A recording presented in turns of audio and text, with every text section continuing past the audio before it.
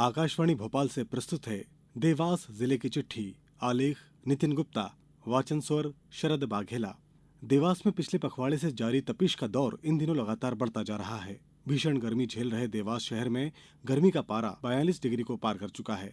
वहीं जिले के पथरीले ग्रामीण अंचल में तापमान 45 डिग्री सेल्सियस के आसपास पहुंच चुका है। गर्मी से आम जनजीवन खासा प्रभावित है। इंसानों के साथ वन्य जीव भी गर्मी से बेहाल हैं। हालांकि इस भीषण गर्मी से पूर्व मौसम ने अपना एक अन्य रूप भी दिखाया था। बीते पखवाड़े में तेज हवा के साथ हुई बारिश ने लोगों को गर्मी से राहत का एहसास करवा दिया था। वहीं इस बेमौसम बारिश से किसानों को दोहरी मार पड़ी। कई किसानों की खेत में रखी फसलों के साथ खेत में तैयार फसलें पानी से बर्बाद हो गई।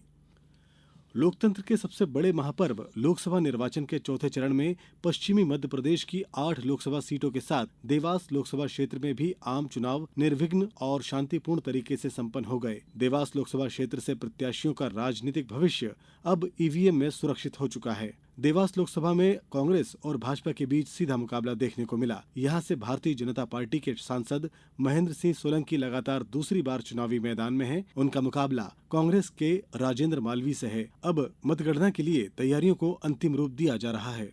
देवास जिले में श्रमिकों को रोजगार देने के लिए वन विभाग ने तेंदुपत्ता संग्रहण का कार्य शुरू कर दिया है। हरा सोना कहे जाने वाले पत्ते के संग्रहण के इस कार्य से करीब 20,000 कार्ड धारक श्रमिक परिवारों को रोजगार मिलेगा। देवास वन वृत्त अंतर्गत तेंदुपत्ता तोड़ने पर करीब 10 करोड़ रुपए खर्च होंगे। देवास वन वृत्त अंतर्गत लगभग 52,000 हेक्टेयर वन क्षेत्र में तेंदुपत्ता संग्रहण का कार्य शुरू हो गया है। जिले में इस वर्ष 29,168 मानक बोरा तेंदुपत्ता संग्रहण का लक्ष्य रखा गया है। ये कार्य 17 वन समितियों के माध्यम से 220 तेंदुपत्ता फड़ पर संग्रहण होगा। कार्ड धारक श्रमिक को मजदूरी का भुगतान ऑनलाइन माध्यम से किया जाएगा। पिछले दिनों राष्ट्रीय वृद्धजन स्वास्थ्य देखभाल कार्यक्रम के अंतर्गत जिला चिकित्सालय देवास में निःशुल्क वृद्धजन स्वास्थ्य शिविर का आयोजन किया गया।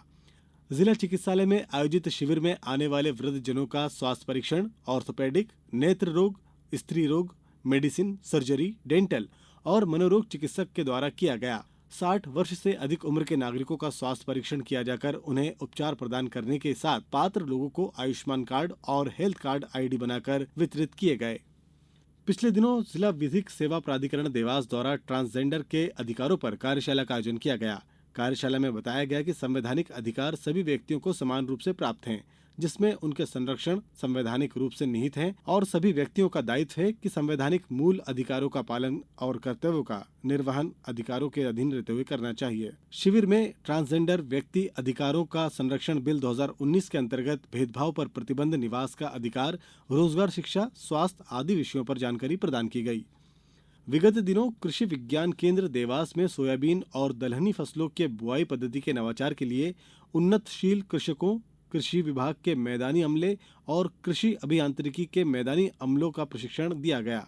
कार्यशाला में कृषि यंत्री अंशुल बारोड़ो ने बताया कि ब्रॉड बेड फरो यानी चौड़ी क्यारी वाली नाली पद्धति सीड ड्रिल से बुआई करने से फसल उत्पादन में 15 से 20% की वृद्धि होती है। इस पद्धति से बुआई करने पर अतिवर्षा की स्थिति में जल निकास होता है और न्यूनतम वर्षा की स्थिति में नमी संरक्षण होता है। गत दिनों राष्ट्रीय डेंगू दिवस पर देवास जिले में जिला और विकासखंड स्तर पर अनेक कार्यक्रम आयोजित किए गए। मुख्य कार्यक्रम जिला अस्पताल देवास में आयोजित किया गया। कार्यक्रम में डेंगू निवारण के लिए शपथ ली गई। मुख्य चिकित्सा एवं स्वास्थ्य अधिकारी डॉक्टर शिवेंद्र मिश्रा ने बताया कि राष्ट्रीय डेंगू दिवस की इस वर्ष की theme connect with community control dengue निर्धारित की गई है। इस थीम के तहत आम लोगों को जागरूक कर वाहक जनित रोगों से बचने के लिए प्रयास किया जाना है।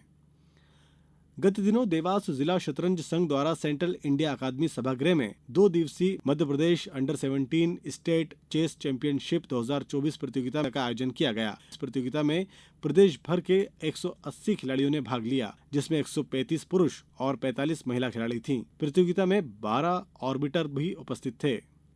पिछले दिनों जिला विधिक सेवा प्राधिकरण द्वारा जिला न्यायालय परिसर देवास में स्वास्थ्य विभाग के सहयोग से रक्तदान शिविर का आयोजन किया गया। शिविर में न्यायिक कर्मचारीगण एवं विधि महाविद्यालय के छात्रों द्वारा भी स्वैच्छिक रक्तदान किया गया। रक्तदान शिविर के साथ जिला चिकित्सालय द्वारा स्वास्थ्य परीक्षण शिविर भी आयोजित किया गया, जिसमें अधिवक्तागण और कर्मचारीगण का स्वास्थ्य परीक्षण के लिए ब्लड सैंपल लिए और उन्हें लाभान्वित किया गया। जिले की चिट्ठी समाप्त हुई।